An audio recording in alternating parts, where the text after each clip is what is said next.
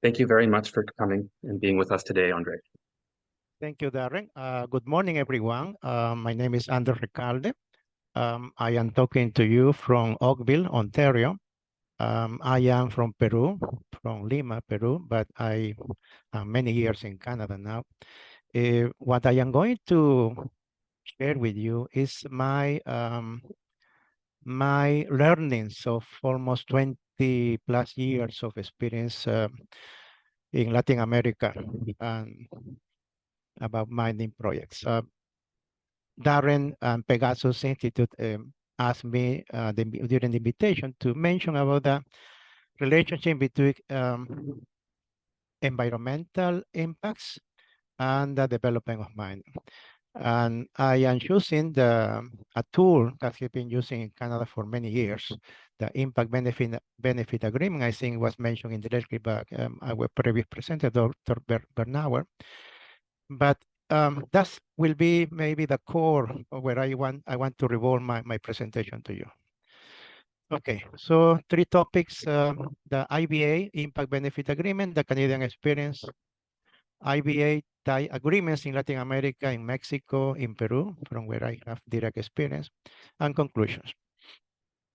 What is an IBA? IBA in simple terms is a contract between an indigenous group, community ethnic group, First Nations, and a company that results in the consent or support of the inhabitants for the execution of a mining project. That's the semi-legal definition. There is not legislation. There is not a law in Canada for doing this, but we will describe why. It's a voluntary basis. It's not legislated. It's not a law. It's not a regulation. But it complements two regulations by the government of Canada, the Canadian Environmental Assessment Act from one side and Aboriginal Indigenous Peoples Consultation Rights. Those are very important regulatory aspects that this IBA is trying to support. The environmental assessment of any mining project and the Aboriginal Indigenous Peoples Consultation Right, or the free prior informed consult. This is very important. It's very important. We will see how from Canada, what are the similarities with Latin American countries in Peru and Mexico. So in Canada, this is a screen from the Government of Canada Natural Resources Agency. In the 20 plus years that this methodology has been used, there are many, almost hundreds of different types of agreements between First Nations, Aboriginal communities to have an IBA or a relationship that is in a mutual agreement. So you can see the extension of covering all over Canada. So the main aspect of impact benefit agreements is a voluntary attempt to reach an agreement beyond access to state the land concession. Already institutionalized at the national level, it is extra regulatory, is not yet confidential. It's yet confidential. It is still confidential, right? Maybe it's changed in the last years, but as far as I did the research, it was confidential. The agreement between the company and indigenous groups furnished, and addresses the governance vacuum by mitigating project social impacts and delivering benefits to local indigenous communities. So what is the relationship between corporate policy of a mining company and IBA?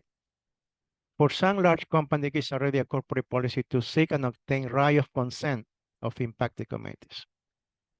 So I need to emphasize large companies. Medium and small companies not necessarily have this.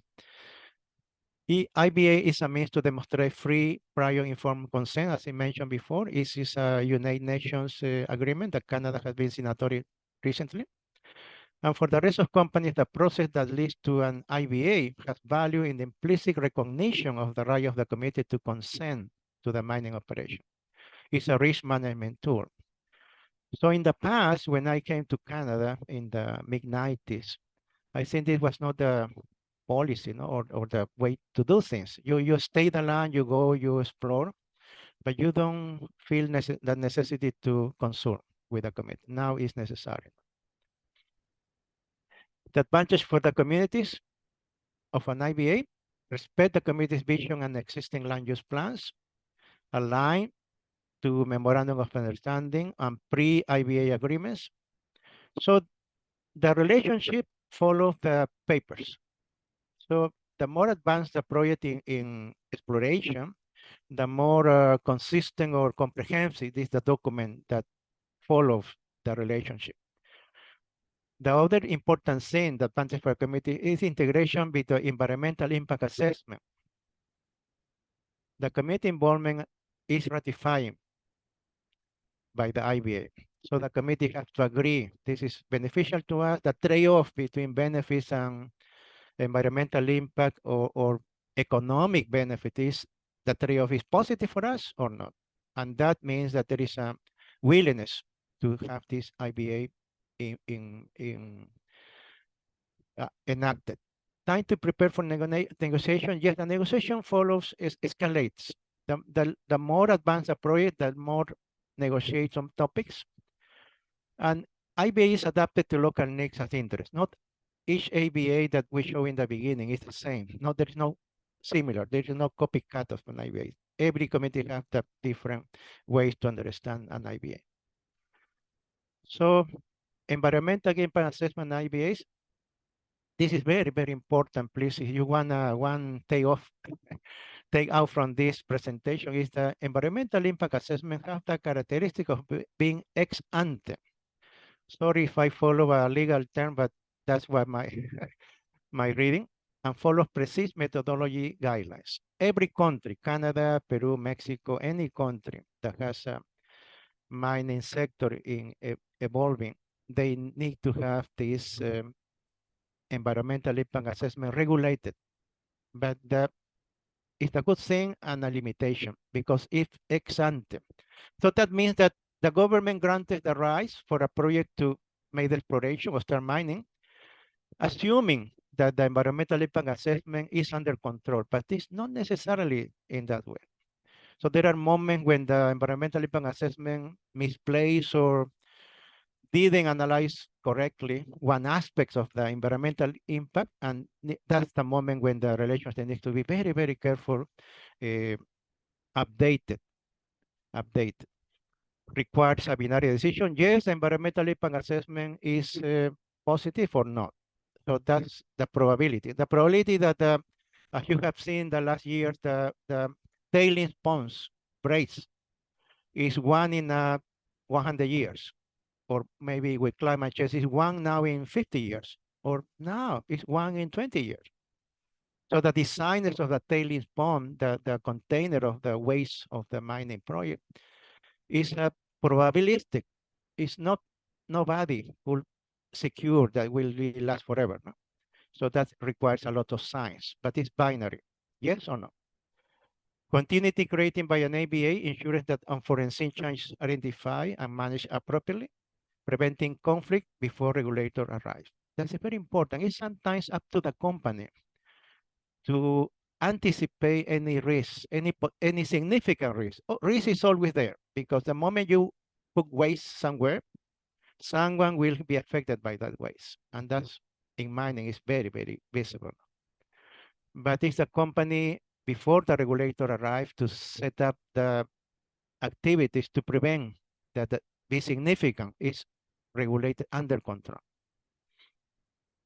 Here there is a graphic I took from a scholar article.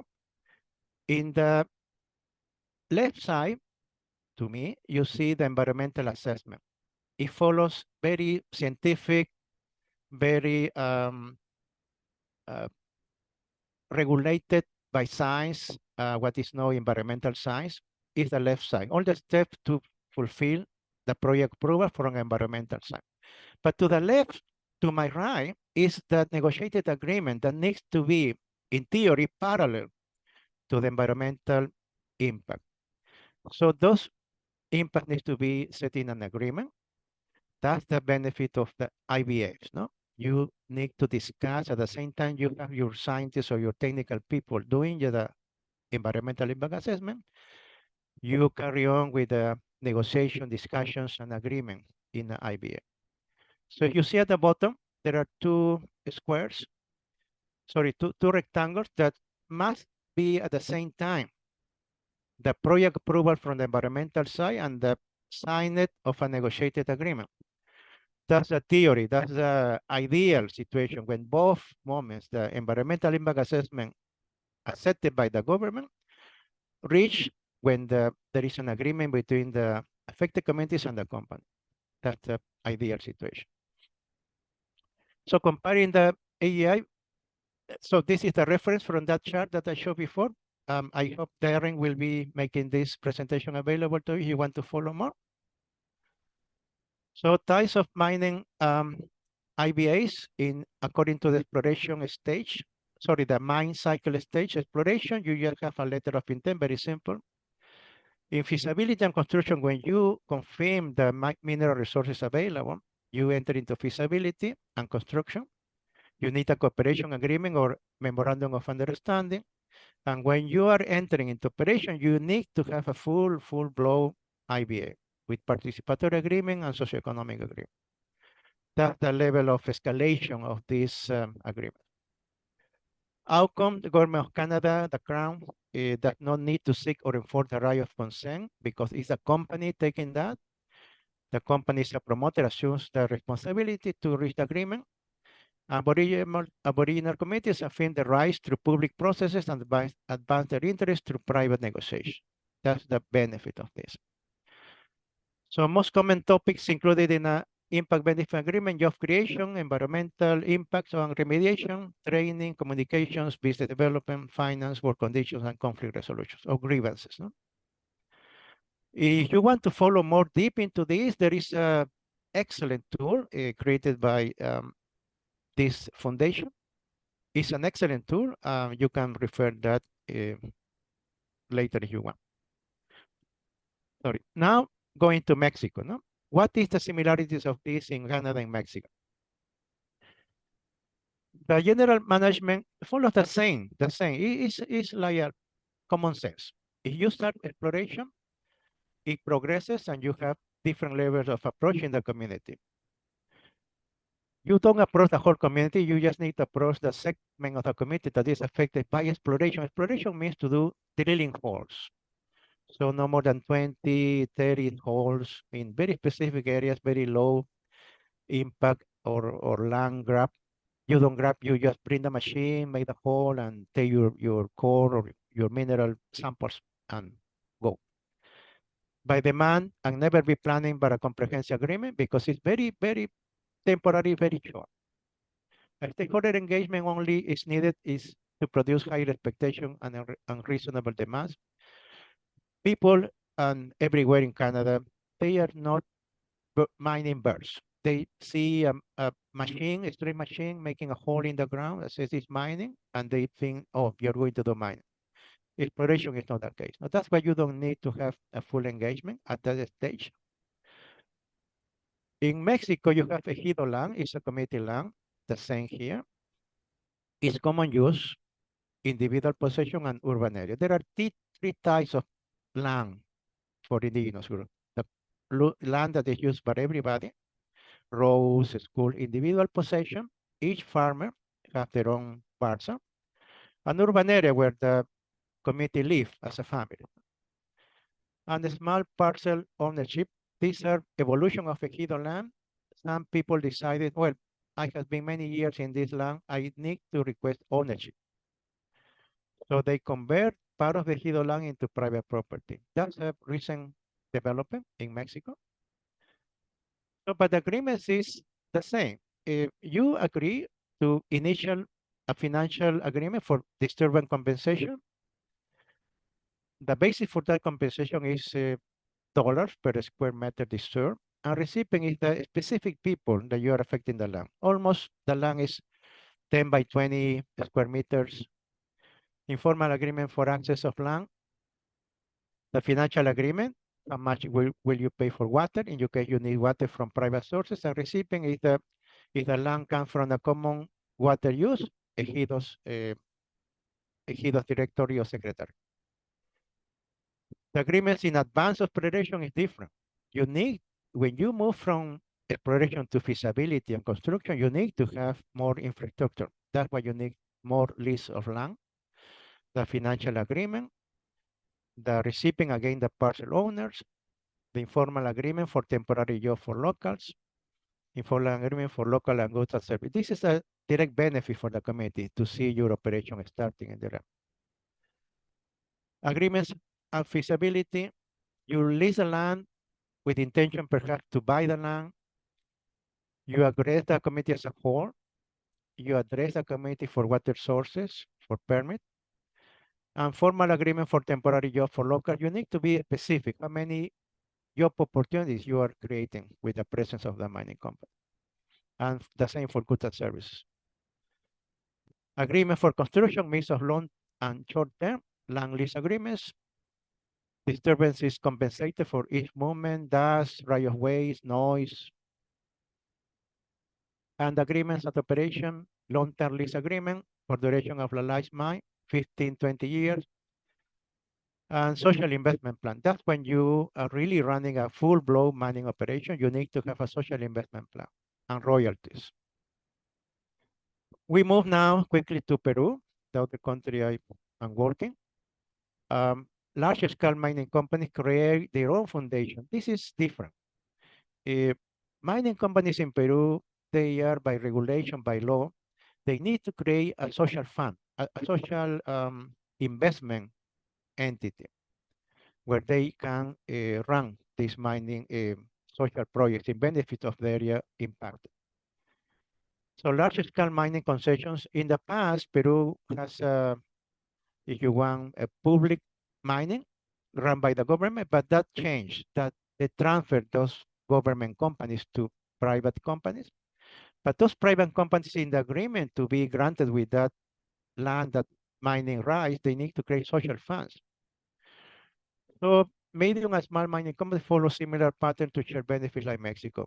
You see the difference, large scale mining and with the small mining. It's different ways to invest and to have social mitigation benefits for the communities. So you have here some sample of corporations, Newmont, Antamina, Barrick, they have the different, the links to websites are the social funds entities these three companies created to disburse social investment. And national corporations, mining, national mining companies, the same. They follow the same. They create separate entities to be more clear that they are fulfilling the regulation and making also the committees to be aware that there are benefits for them. So I will pass this quickly. It's not so relevant. I want really to you benefit from the most important thing. So here you can see the stages of the mine life cycle. Mine concession, you need to have a social fund with a benefit sharing mechanism. Mine concession and exploration, the social fund. In production, you have royalties and you have canon minero. It's the royalty directly to the affected communities. So conclusions and lessons learned. IBA should be a complement to the environmental impact assessment that achieve strengthen the process of mitigating social impacts derived from environmental impacts, honor the right to consultation and free and informed consent, grant social license to operate. Well, this is a whole topic in itself. Reducing operational risk, granting more attractive for investors. Sharing benefit from my operation enhance the level of social license to operate. It's not a magic recipe, but it helps. It helps. IBA is an efficient methodology in Canada. Sharing benefits practice in Mexico is linked to land use and local procurement. Sharing benefits in Peru depends on size and type of mining operation. In all three cases, that the goal is to manage a social risk and avoid project interruption, but it's difficult to manage. Well, I would say complicated. Participation and sustainable development remain elusive.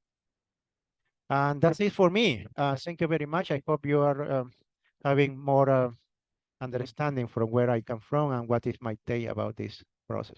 Thank you.